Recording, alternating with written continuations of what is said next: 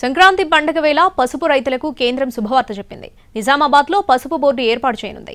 కేంద్ర మంత్రి పీయూష్ ఇవాళ వర్చువల్గా బోర్డును ప్రారంభిస్తారు. జాతీయ పసుపు బోర్డు చైర్మన్గా పల్లె గంగారెడ్డిని నియమిస్తూ కేంద్రం ఉత్తర్వులు జారీ చేసింది. ఇవాళ నిజామాబాద్లో జాతీయ పసుపు బోర్డు ప్రారంభోత్సవం జరగనుంది. పసుపు రైతులకు సంక్రాంతి కానుకగా బోర్డు ఏర్పాటు చేస్తూ కేంద్రం నిర్ణయం తీసుకుంది.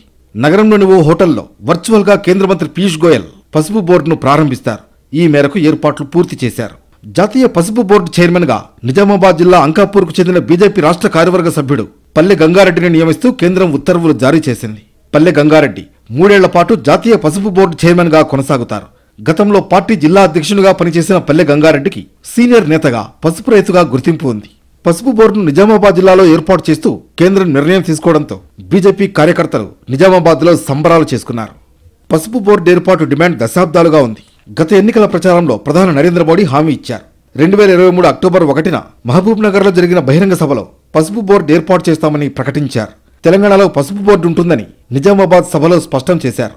అత్యధికంగా పసుపు పండించే నిజామాబాద్ జిల్లాలోనే పసుపు బోర్డు ఏర్పాటు చేయాలని డిమాండ్ చేశారు రైతులు. ఉత్తర తెలంగాణలో అత్యధికంగా పసుపు పండించే రైతులు 2019లో జరిగిన పార్లమెంట్ ఎన్నికల్లో 176 మంది బరిలో నిలిచి దేశం దృష్టిని ఆకర్షించారు. కేంద్రం ఇచ్చినట్లే ఇచ్చి మాట తప్పిందని ప్రతిపక్షాలు గోలచేయడంతో పాటు మహారాష్ట్ర నేతలు పసుపు బోర్డును తమ ప్రాంతానికి తరలించేందుకు ఏర్పాట్లు చేయడాన్ని బీజేపీ సవాలుగా స్వీకరించింది. కేంద్ర మంత్రులతో మంత్రాంగం నడిపించి పసుపు బోర్డు జిల్లాలో ఏర్పాటుకు మార్గం సుగమం చేశారు.